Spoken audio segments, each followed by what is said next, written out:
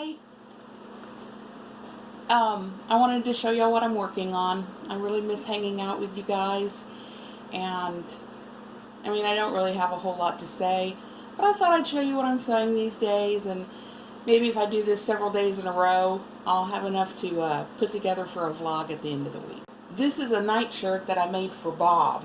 So I measured Bob, and I measured one of his favorite shirts, and according to all of that, this should have fit perfectly. And it did.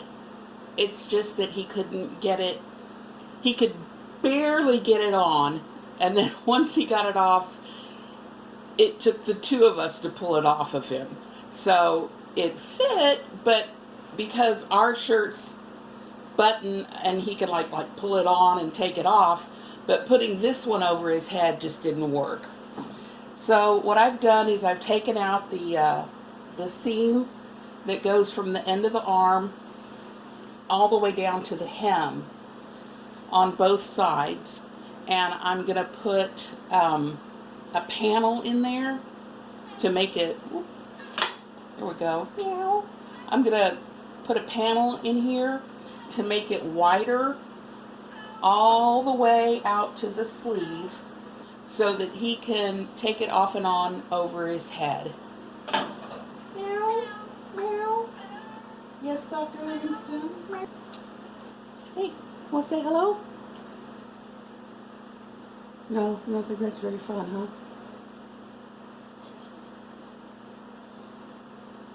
Want to say hello? What? What is you want? A kiss? Want to sniff? Sniff the window air? She likes to get up in the windowsill sometimes because she can smell the air coming in around our old, not sealed windows, and get a taste of the great outdoors that way. And speaking of the great outdoors, we've been hearing a lot of owls lately. We heard some in the spring, which is not unusual, and then owl activity just pretty much died down for the summer. Again, that's pretty normal.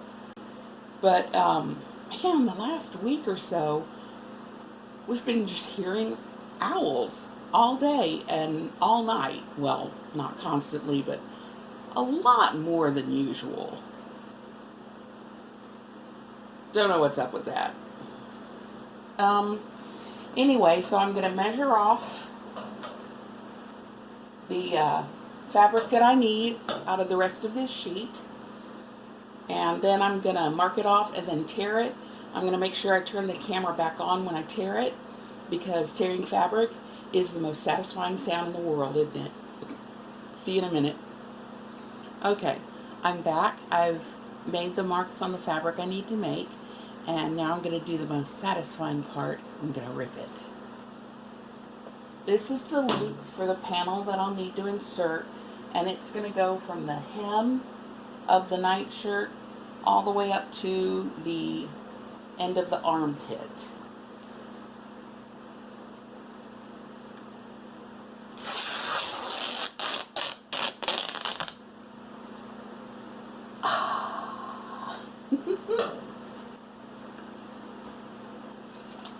Since I'm upcycling some old sheets, I'm using the hem of the sheet for the hem of the end of, at the bottom of the nightshirt. I had used this end first for only the end of the sleeve, but that's because I was using the other selvage end for the end of the nightshirt. So the panel down each side of the nightshirt is going to be a little bit different. It'll still work. And now for the rip.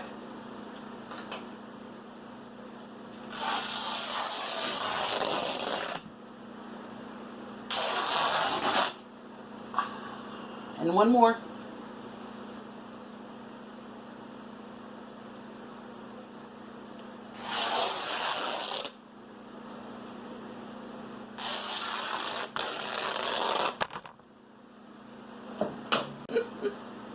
Okay, that's all for today. Oh yeah, and the song going through my head today is the theme song from the old cartoon show, The Animaniacs. Okay, so I've got the first of my 4 seams encased. There's no raw edge. It's all shut in. And I was real happy with how it worked out in the arm's eye. I'm better than sewing than I am at the vlogging. I was looking at the footage from yesterday and I realized I was shooting right with a really bad shadow on my face. Today I think there's a little less shadow. And today I even fixed my hair and put on lipstick. And I'm going to encase the other 4 of these seams and then just show it to you at the end and tell you what I have planned for tomorrow. Okay, so I tried it on him and now he can get it. I still have more to fix in the shoulder area. This thing was supposed to be like super easy, medieval shift, baggy, loose fitting. I used a shirt that he wears all the time to get measurements from. It's supposed to fit loose and baggy like a medieval tunic, and I made it too narrow. And so now what was supposed to be an easy garment where I was going to get to level up my skills by practicing French hems and setting gores. Now I have set gores between gores. I have gotten my French seams mastered because, well, no, not mastered. You want to see, this is ridiculous. Look at all the fabric waddles sticking out. Oh my gosh, look at this. Look at all, like a little fabric skin tag or something. So I'm going to have to take the neckband off, figure out how to make the shoulder looser, because again, it fits, but he doesn't have enough ease. So when you're making a medieval shift, I have learned, just make it super oversized and baggy. And thank goodness, like, I'm not having to go to a Ren fair or something. Not that I would send him anywhere in a tunic made out of 1980s preppy meets farmhouse nightshirt tunic. Okay, I'm going to talk to y'all tomorrow. Wish me luck. Happy Thursday, wise women. Cheer Little Bottom is with me today in the co-host chair. And so much has happened since Tuesday that I had to make notes and tape a little note up here about everything to tell you about. Tuesday night I couldn't sleep, so I stayed up late. I finished all of the underarm seams here, and then I undid the French seams at the shoulders, pain in the neck, and on both sides, and I took the binding off around the neck so that I could try it on him and see about maybe putting something extra in at the shoulder seams to give him more ease. Tuesday night I didn't sleep well. Really didn't sleep well. And Wednesday morning when he tried it on, it still didn't fit. I just couldn't make it to where he had enough freedom of movement in the shoulders. So while he was wearing it, I cut the back open to see if maybe putting a gore at the top of the back or a panel in the middle of the back would help make it fit. That still didn't fix the problem in the shoulders. So I decided to tear it up. I'm going to use it to stuff a tailor's ham I'm going to make, because I need a tailor's ham. Making a tailor's ham will mean working up the courage to go to a thrift store to look for a woolen coat or jacket that I can cut up for tailor's ham, because real wool is expensive, and I'm not going to buy pretty new wool to make a tailor's ham. I'm going to upcycle something. So I'm going to tear this while I talk to you about it. Yeah, this was the other thing that happened Tuesday night. I ran out of bobbin thread, and when I rethreaded my bobbin, all my tension was messed up on my machine. I'm showing you some test seams I did on the zigzag stitch, which is an excellent way to see what is going right and what is going wrong with your machine tension. The tension problem is only in the bobbin, so I've put the top thread tension back where I normally keep it, real close to 3. And I'm gonna take the bobbin case out and mess with the screw. I've got it as tight as it will go, and I'm gonna loosen it bit by bit to make the tension correct, and then leave it there. And if I cannot get the tension correct by working on the bobbin, I'm going to see about ordering a new bobbin case for my machine. Tuesday night, I stayed up really super late working on this and working on M-Turk, because gotta have money coming in. And Tuesday night was just like a bad luck night for finding jobs on M-Turk. Ready?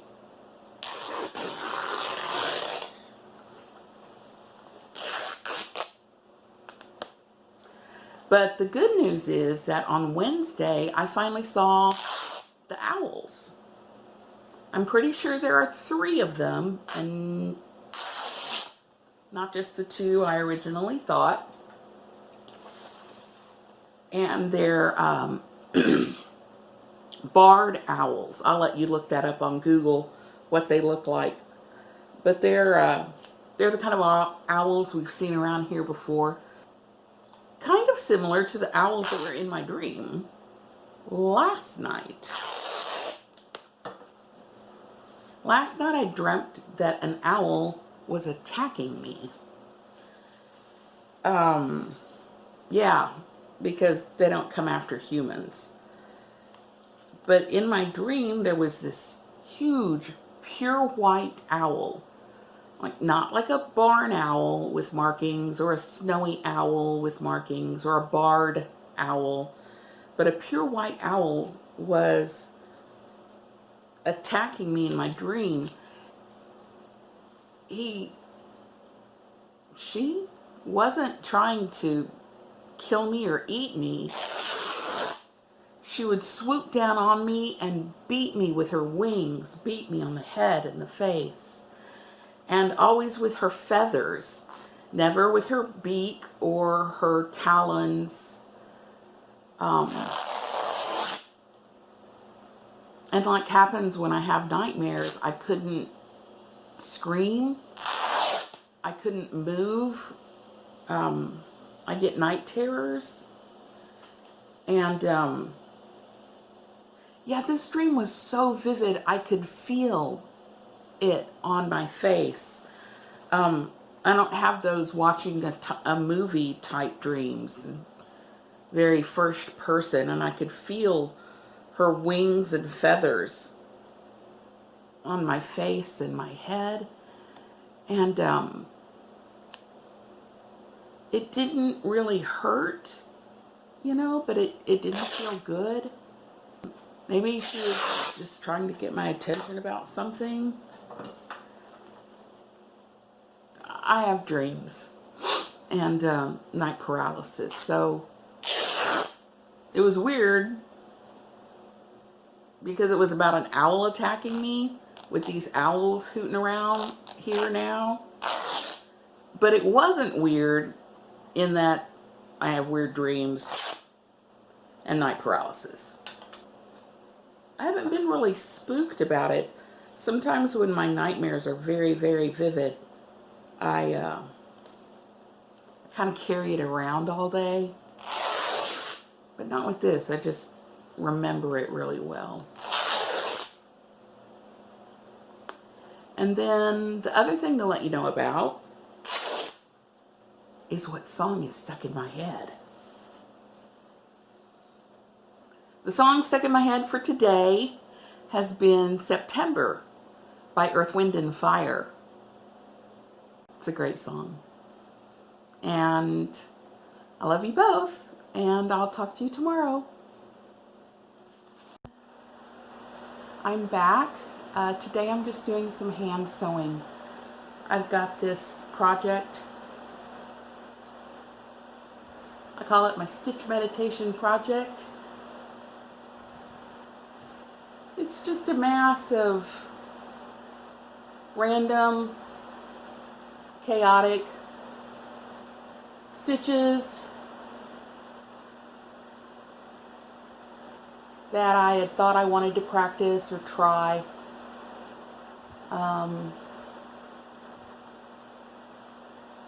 No real order to it or anything. It just helps me calm down when I'm kind of out of it. And it was the source of a lesson about buying craft supplies online. Go for the brands that you know and trust and have already used. And don't try to get just the cheapest stuff there is. I ordered a package of black embroidery floss, just like several skeins in a packet. It said it was 100% cotton, and I assumed that meant mercerized cotton, which is very smooth and shiny. The plastic cellophane wrapper that all of the skeins came in was marked 100% cotton, but when I looked at it through the cellophane, the thread, the floss was real dull and almost fuzzy. Anyway, when I got the little skeins out of the package, they're labeled 100% wool. So these skeins were not only cheap for cotton, they were super cheap for wool. But I'm not sure if they're going to work in the particular project I had in mind. So I'm doing some test stitching on my Stitch Meditation, and the Stitch Meditation just also kind of helps me become calmer. No more bad dreams. This morning I decided to go outside and walk down to the gate, and on my way to the gate I saw one of the owls.